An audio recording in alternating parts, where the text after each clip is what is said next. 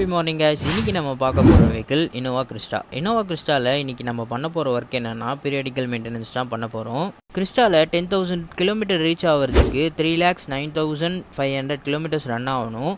But நம்ம டிஸ்பிளேல பார்த்ததில் 3,08,000 தான் ரன் ஆயிருக்கு. 1,00,000 2,00,000 அபோவ் ரன் ஆன வெஹிக்கிள் எல்லாத்துக்குமே நம்ம பிஃபோராக ஆயில் சேஞ்ச் பண்ணுறது நல்லது.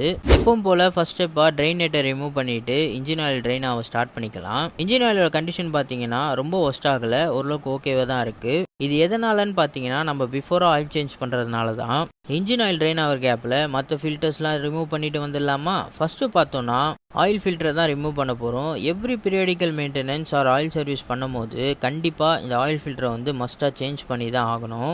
பிகாஸ் உள்ளே இருக்க கார்பன் டெபாசிட்ஸும் இது தான் ஃபில்டர் பண்ணும். அது கூடவே உள்ளே வேறு ஏதாவது மெட்டல் பார்ட்டிகல் டேமேஜ் ஆகுது அப்படின்னாலும் இது தான் ஃபில்டர் பண்ணும். ஆயில் ஃபில்டர் ரிமூவ் பண்ண கையோட நெக்ஸ்ட்டு பார்த்தோன்னா ஏர் ஃபில்டர் ரிமூவ் பண்ணிக்கலாம். ஏர் ஃபில்டர் பார்த்தீங்கன்னா ரொம்பலாம் டஸ்ட்டாக இருக்காது. பிகாஸ் நான் இதை ரீசெண்ட் டைம்ஸில் தான் எடுத்து க்ளீன் பண்ணி அகைன் ஃபிட் பண்ணியிருந்தேன். நெக்ஸ்ட்டு பார்த்தோன்னா ஏசி ஃபில்டரும் நான் ரீசெண்ட் டைம்ஸில் தான் எடுத்து க்ளீன் பண்ணியிருந்தேன். அதை பார்த்தீங்கன்னா ஆல்ரெடி ஒரு வீடியோவாக எடுத்து போட்டிருக்கேன், வேணும்னா செக் பண்ணிக்கோங்க. சரி, ஓகே, ஒன் பை ஒன்னாக ஃபிட் பண்ண ஸ்டார்ட் பண்ணிடலாமா? ஃபஸ்ட்டு பார்த்தோன்னா ஏசி ஃபில்டர் தான் ஃபிட் பண்ண போகிறோம். எப்போதுமே ஏசி ஃபில்டர் மட்டும் கரெக்டான ஏர் ஃப்ளோ டைரக்ஷன் வச்சு தான் ஃபிட் பண்ணணும். பிகாஸ் வேறு யாராவது அதை ரிமூவ் பண்ணுறாங்க அப்படின்னா கரெக்டான ஏர் ஃப்ளோ டைரக்ஷன் வச்சு அகைன் ஃபிட் பண்ணுவாங்க. அதை தப்பாக மாட்டிட்டாங்க அப்படின்னா டஸ்ட்டு பார்த்தீங்கன்னா ரிவர்ஸில் கேபின் உள்ள வந்துடும். நெக்ஸ்ட்டு பார்த்தோன்னா ஏர் ஃபில்டர்.